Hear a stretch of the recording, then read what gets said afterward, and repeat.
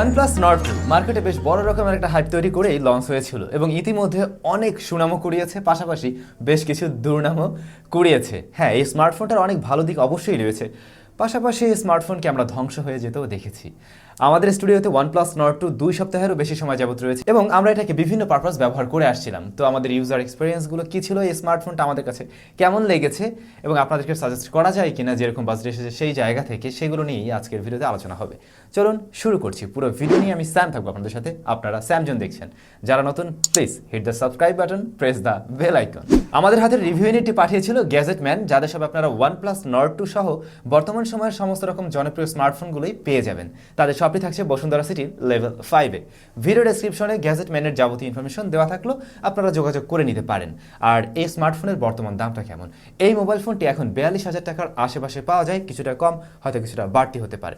Video description অবশ্যই check করবেন, কারণ ডে টু ডে এর প্রাইসটা চেঞ্জ হবে, আমিও চেঞ্জ করে দেবো তখন। অবশ্যই ভিডিও ডেসক্রিপশন চেক করে নেবেন। শুরুতেই বক্স কন্টেন্ট। OnePlus Nord এর ক্ষেত্রে আমরা যেমন বক্স পেয়েছিলাম, অলমোস্ট সেম বক্স থাকছে OnePlus Nord 2 এর ক্ষেত্রে। ভিতরে আপনি স্মার্টফোনটি পেয়ে যাবেন। এটাকে প্রোটেক্ট করার জন্য একটি সিলিকন কেস দেওয়া হয়েছে, যার কোয়ালিটি আমি রেগুলার কেসগুলোর চাইতে বেশ ভালোই বলবো। সিম ইজেক্টর রয়েছে, চার্জার, কেবল এগুলোই থাকছে এর বক্সে। যদি এর ডিজাইন অ্যান্ড বিল্ড কোয়ালিটি নিয়ে বলতে হয়, আমি অবশ্যই বলবো এর লুকসটা খুবই সুন্দর। ইভেন 40,000 টাকা বাজেটের একটা ফোন অনুযায়ী একদমই ঠিকঠাক রয়েছে। রেয়ার প্যানেলের ডিজাইনের সামঞ্জস্যতা খুঁজে পাবেন OnePlus 9 সিরিজের সাথে, যার ফলে দেখতে বেশ প্রিমিয়াম লাগছিল এই স্মার্টফোনটিকে। আর এর বোথ সাইডকে কিন্তু প্রোটেকশন করছে কর্নিং গরিলা গ্লাস 5, যেটা অবশ্যই একটা ভালো বিষয়। তবে এর বডি ফ্রেমটি প্লাস্টিকের তৈরি, এটা অ্যালুমিনিয়াম হলে আরও ভালো হতো। পোর্টস অ্যান্ড বাটনের ক্ষেত্রে আমরা রাইট সাইডে হোম বাটনটি লক্ষ্য করব, ঠিক তার উপরে অ্যালার্ট স্লাইডার দেওয়া হয়েছে। এর জন্য OnePlusকে ধন্যবাদ যে এই বিষয়টা রেখেছে এখানে অ্যাটলিস্ট। আর উপরের পাশে রয়েছে secondary noise cancellation mic, left সাইডে ভলিউম রকার, আর নিচের দিকটাতে থাকবে SIM card slot, USB type C port, primary microphone এবং স্পিকার গ্রিল। 3.5 মিলিমিটার হেডফোন জ্যাকটি দেওয়া হয়নি। এই স্মার্টফোনটা অনেক বেশি স্লিম এমন না, কিন্তু 8.3 মিলিমিটার হচ্ছে এর থিকনেস। চাইলে এটাতে দেওয়া যেত, সেই ক্ষেত্রে সিম কার্ড স্লটটা কোনো একটা পাশে দিতে পারতো। আমার মনে হয় এটা দেওয়া উচিত ছিল।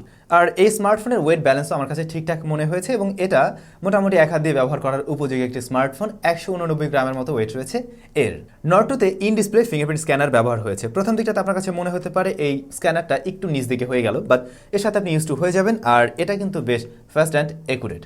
ইন ডিসপ্লে হিসাবে এটা যথেষ্ট ফাস্ট অ্যান্ড একুরেটি আমি বলবো। থাকছে স্টেরিও স্পিকার, ডুয়াল স্পিকার ব্যবহার হয়েছে এবং সাউন্ড লেভেলও যথেষ্টই হাই, অর্থাৎ ভলিউম লেভেল ভালো রয়েছে। ইভেন সাউন্ড কোয়ালিটিও খারাপ ছিল না। আর ফুল ভলিউমে আমরা এর থেকে কোনো ধরনের ডিস্টরশন পাইনি।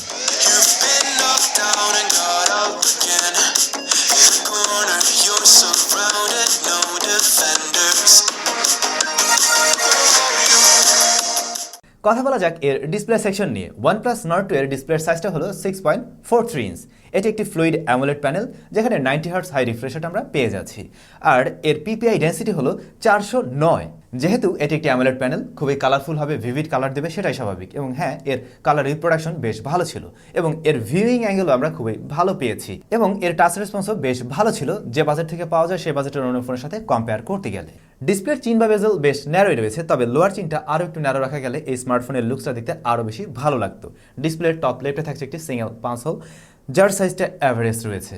আর গত 2 সপ্তাহের ব্যবহারে এর ব্রাইটনেস নিয়েও কোনো ধরনের প্রবলেমে পড়তে হয়নি। হ্যাঁ, ডিরেক্ট সানলাইটে কিছুটা স্ট্রাগল করে, বাট শ্যাডো এরিয়াতে এটা একদমই ঠিকঠাক ছিল।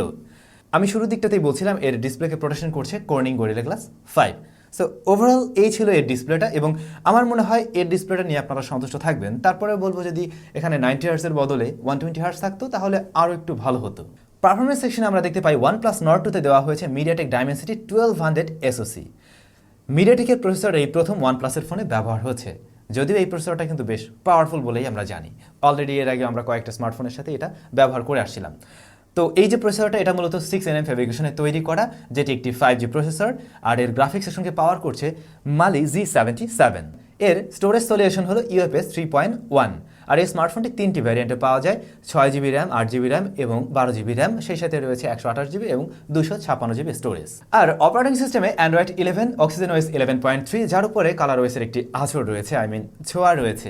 হ্যাঁ, নর্মালি দেখতে গেলে আপনার মনে হবে এটা অক্সিজেন ওএসই, বাট কিছু কিছু জায়গায় অবশ্যই কালার ওএসের কাস্টমাইজেশন রয়েছে। বিশেষ করে আপনি লক্ষ্য করবেন ক্যামেরাতে, আপনি যখন ক্যামেরায় যাবেন তখন ওপো ফোনের একটা ফিল পাবেন। এতে করে বেশ কিছু নতুন ফিচার অবশ্য পাওয়া যাবে। তাছাড়া ডে টু ডে ইউজেসে কালার ওয়েসে তেমন কোনো দেখা আপনি পাবেন না, বা আপনার কাছে মনে হবে না তেমন কোনো পরিবর্তন। তবে আমার যা মনে হয়েছে, কালার ওয়েসের ছোঁয়া থাকার কারণে এর ব্যাটারি ব্যাকআপটা কিছুটা ভালো পাওয়া যাচ্ছে, যেখানে কিনা আমরা সরাসরি অক্সিজেন ওয়েস রয়েছে এমন ফোনে দেখতে পাই বর্তমান সময়ে চার্জিং ব্যাকআপটা খুবই কম পাওয়া যায়। তো সেই তুলনায় এর চার্জিং ব্যাকআপটা আবার একটু ভালো পাচ্ছিলাম, মানে কিছু পজিটিভ দিকও রয়েছে। আবার অনেকের কাছে এই বিষয়টা হয়তো ভালো লাগবে না, কারণ অনেকেই কালার ওয়েস কিন্তু খুব একটা পছন্দ করতো না, বাট এই মুহূর্তে দাঁড়িয়ে কালার ওয়েস কিন্তু আগের চাইতে অনেকটাই বেটার জায়গায় চলে এসেছে। আমরা এই স্মার্টফোনের অন্তত বেঞ্চমার্ক চেক করেছিলাম এবং স্কোরটা আপনারা দেখছেন। আমরা এর থেকে আরও ভালো স্কোর আশা করেছিলাম, বাট মিডিয়াটেক ডায়মেনসিটি 1200 যুক্ত আরও বেশ কয়েকটা স্মার্টফোন নিয়ে আমরা রিভিউ করেছিলাম এবং প্রত্যেকটার ক্ষেত্রেই এই সেম জিনিসটি আমরা লক্ষ্য করেছি। মানে স্কোরের দিক থেকে কিছুটা কম দেখা গেলেও পারফরমেন্সটা কিন্তু ভালো ছিল। এই ফোনের ক্ষেত্রেও তার ব্যতিক্রমটা হয়নি। এর পারফরমেন্স আমি যথেষ্টই ভালো পেয়েছি রেগুলারলি ব্যবহার করতে গিয়ে। সেখানে কোনো ধরনের আটকে যাওয়া ল্যাগ হিগাপ কোনো কিছু আমি লক্ষ্য করিনি, খুবই স্মুথলি এটা চলছিল। ইভেন মাল্টিটাস্কিংয়েও খুব ভালো রেজাল্ট দিয়েছে, একসাথে ভারী বেশ কিছু অ্যাপস নিয়ে কাজ করতে গিয়েও কোনো ধরনের প্যারা খেতে হয়নি। তবে এই স্মার্টফোনটা দিয়ে আপনি যদি লং টাইম ভিডিওগ্রাফি বা ফটোগ্রাফি করতে থাকেন তাহলে ফোনটা বেশ ভালো রকমেরই গরম হয়ে যাচ্ছিল। পাশাপাশি আপনি যখন কিনা মানে অনলাইনে ভিডিও দেখবেন একটু লং টাইমে, আমি দেখলাম ফোনটা ভালো রকমেরই গরম হয়। এছাড়া গেমিংয়েও টুকটাক গরম হচ্ছিল। তো গেমিংয়ের পার্টে যদি আমরা আসি, এই স্মার্টফোনটার গেমিং পারফরমেন্সও বেশ ভালো পেয়েছি। আমি অ্যাসফল্ট 9 প্লে করেছিলাম, যার গ্রাফিক্স এবং গেম প্লে খুবই ভালো ছিল, খুবই স্মুথলি এটাতে গেম প্লে হচ্ছিল, কোনো ধরনের ল্যাগের দেখা আমি এখানে পাইনি এবং লং টার্মে গিয়েও ফ্রেম ড্রপ লক্ষ্য করিনি। অর্থাৎ ফোনটা লং টার্মে গেলে গরম হয় মোটামুটি 47-48 ডিগ্রির মতো গরম হয়ে যায়, বাট তাতে করে এর পারফরমেন্স ড্রপ করছিল না। দেন আমরা সিওডি রান করি এবং যেমনটা আশা করেছিলাম এর রেজাল্ট তেমনই পেয়েছি, অর্থাৎ গেম প্লে বেশ ভালো ছিল। তবে হ্যাঁ, এখানেও ফোনটা লং টাইমে গিয়ে বেশ কিছুটা গরম হয়ে যাচ্ছিল। আমার মনে হয় হিটিংয়ের এই বিষয়টুকু বাদ দিলে এর পারফরমেন্স নিয়ে আপনি অবশ্যই সন্তুষ্ট থাকবেন। তবে যতটুকু হিটিং আসলে দেয় সেটাকে হিটিং ইস্যুর পর্যায়ে ফেলানো যায় না। এখানে আমি জানি আপনাদের মাথায় একটা কথা ঘুরপাক খাচ্ছে। অলরেডি আমরা OnePlus Nord 2 এর দুইটা স্মার্টফোন সম্বন্ধে জেনেছি, দুইটা ইন্ডিয়াতে ব্লাস্ট হয়েছে। তবে ওই দুইটা স্মার্টফোন কিন্তু ব্যবহার করার সময় ব্লাস্ট হয়নি, অর্থাৎ অনেকেই মনে করতে পারেন যে এটা ব্যবহার করছে এই সময় গরম হয়ে গিয়ে হঠাৎ করে ফেটে না যায়। দুইটা স্মার্টফোনে কিন্তু নর্মালি পকেটে থাকা অবস্থায় ব্লাস্ট হয়ে গিয়েছিল। তো সেই জায়গায় হয়তো ওগুলো তৈরি হওয়ার সময় কোনো প্রবলেম নিয়ে জন্মিয়েছিল, এমনটা হতে পারে। বাট আমাদের এই কয়েকদিনের ব্যবহারে আমরা যতটুকু পেরেছি প্রেশার দেওয়ারই চেষ্টা করেছি, যাতে কিছু হলে যাতে আমরা বলতে পারি অ্যাটলিস্ট, কিন্তু এই ধরনের কোনো প্রবলেম পাইনি। যে কারণে এই ব্লাস্ট হওয়ার বিষয়টা নিয়ে কিন্তু একদম ক্লিয়ারলি কোনোভাবে কোনো কিছু বলা যাচ্ছে না, কি কারণে হয়েছে, কেন হলো, বা ভবিষ্যতে হবে কি না। যাই হোক, আমরা চলে আসছি এর ক্যামেরা সেকশনে। মোবাইল ফোনটির রেয়ারে 3টি ক্যামেরা রয়েছে। এর প্রধান সেন্সরটি 50 মেগাপিক্সেলের, যার অ্যাপারচার f1.9, এখানে ওয়াইএস রয়েছে এবং এটি কিন্তু সনির সেন্সর IMX768। IMX768 যথেষ্ট ভালো একটি সেন্সর কিন্তু, বা খুবই ক্যাপাবল একটি সেন্সর। এর মেইন শুটার থেকে বেশিরভাগ সিচুয়েশনে আপনি খুবই শার্প এবং ওয়েল ডিটেল ছবি পেয়ে যাবেন। তবে কালার একুরেসির ক্ষেত্রে মাঝে মাঝে মনে হলো কিছু কিছু ছবিতে কালার শিফট করে, লাইক একই স্থানের ছবি আপনি তুলছেন পরপর দুবার, হয়তো দুটো ছবির মাঝে কালার একটু গরমিল আপনি পেতে পারেন। তবে এই জিনিসটা আমরা কিন্তু OnePlus-এর প্রিভিয়াস ফোনগুলোর ক্ষেত্রেও লক্ষ্য করেছি, বাট এইটার ক্ষেত্রে তুলনামূলকভাবে বিষয়টা একটু কম রয়েছে। লো লাইটে নয়েজের দেখা কম পেয়েছি এবং নয়েজ কমাতে গিয়ে ছবিগুলোকে যে আর্টিফিশিয়াল করে ফেলছিল বিষয়টা কিন্তু এমন না, বেশ শার্পনেস বা ডিটেলসে ধরে রাখার ট্রাই করছিল। আবার বোকে ইফেক্টটাও বেশ ন্যাচারাল পাবেন। পোর্ট্রেট মোড রয়েছে এখানে, এজ ডিটেকশন বেশ ভালোই ছিল এবং মেইন সাবজেক্টটি মোটামুটি ভালো রকমের একটা শার্পনেসের ডিটেলসে রাখার ট্রাই করে। প্রায় ম্যাক্সিমাম ফোনের ক্ষেত্রে আমরা লক্ষ্য করি মেইন সাবজেক্টের কালারটা একটু শিফট করে, বাট এটার ক্ষেত্রে তেমনটা লক্ষণীয় হয়নি। আলট্রাওয়াইড সেন্সরটিও মেইন সেন্সরের মতো প্রপার লাইট পেলে ভালো শার্পনেস ডিটেলস ধরে রাখে, ইভেন এর ডাইনামিক রেঞ্জটাও বেশ ভালো ছিল।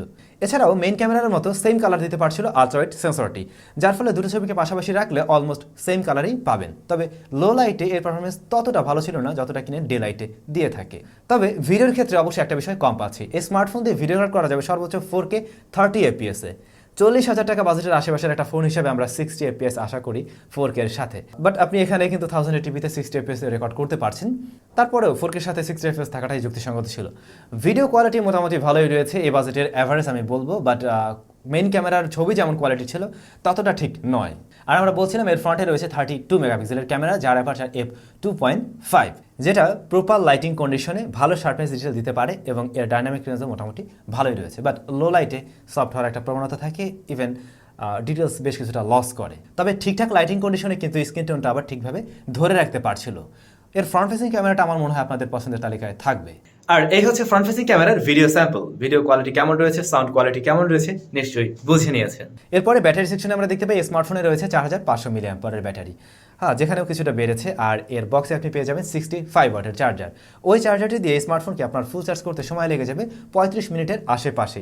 আর এর থেকে ব্যাকআপের ক্ষেত্রে আমি বলবো একদিন প্লাস সময় আপনি অবশ্যই ব্যবহার করতে পারবেন। একদিন তারপরে গিয়ে আরও 2-4 ঘন্টা আপনি হয়তো ব্যবহার করতে পারবেন যদি কিনা আপনি হেভি ইউজারও হয়ে থাকেন। আর স্ক্রিন অন টাইমের ক্ষেত্রে আপনি অলমোস্ট 6 ঘন্টার মতো পেয়ে যাবেন একদম হেভি ইউজেসেও। এর বাইরে মোটামুটি সব কিছুই টেস্ট করা হয়েছে। বোথ কানেকশনে আমরা ইন্টারনেট ব্যবহার করেছি, সব কিছু ঠিকঠাক ছিল। ইভেন কথা বলতেও কোনো ধরনের প্রবলেম হচ্ছিল না। মাইক্রোফোন এবং এর যে এয়ারপিস দুটোই ঠিকঠাক রেজাল্ট করেছে। তো এই ছিল OnePlus Nord 2। এবারে যদি এই স্মার্টফোনের ভালো দিক এবং খারাপ দিক দুটোকে আমরা আলাদা করি, সেই ক্ষেত্রে আমি যদি খারাপ দিক নিয়ে আগে বলি তাহলে প্রথমেই বলবো 3.5 মিলিমিটার হেডফোন জ্যাকটি থাকতে পারতো। দেন এই স্মার্টফোনের যে বডি ফ্রেমটা সেটা মেটাল হতে পারতো। তারপরে এই স্মার্টফোনটা ডিসপ্লেতে আমরা 120 হার্টস যদি পেতাম আর একটু ভালো হতো। 90 হার্টস যেটা রয়েছে সেটাও ঠিকঠাকই, বাট হতে পারতো আর কি। আর অবশ্যই ভিডিওতে 4K এর পাশাপাশি 60 FPS থাকলে ঠিকঠাক হতো। এর বাইরে গিয়ে যদি আমরা ভালো দিক নিয়ে বলতে চাই তাহলে অবশ্যই হ্যাঁ, এর ডিসপ্লের কোয়ালিটি ভালো রয়েছে। ফোনটা অবশ্যই গুড লুকিং এর একটি স্মার্টফোন। দেন এর ব্যাটারি ব্যাকআপটাও মোটামুটি ভালোই পেয়েছি। তারপরে এর পারফরমেন্স অবশ্যই ভালো ছিল। দেন এর মেইন ক্যামেরার রেজাল্টও কিন্তু ঠিকঠাক ছিল। আর হ্যাঁ, ফাইনালি যদি এর প্রাইসটা আরেকটু কমে তাহলে কিন্তু এটা একটা দারুণ প্যাকেজ হতে পারে। তো অবশ্যই আপনারা কমেন্টস করে জানাবেন আপনাদের কাছে কেমন লেগেছে এই ডিভাইসটি। সবাই অনেক বেশি ভালো থাকবেন, সুস্থ থাকবেন। আপনাদের সাথে দেখা হয়ে যাবে স্যামজনের আরও একটি নতুন ভিডিওতে।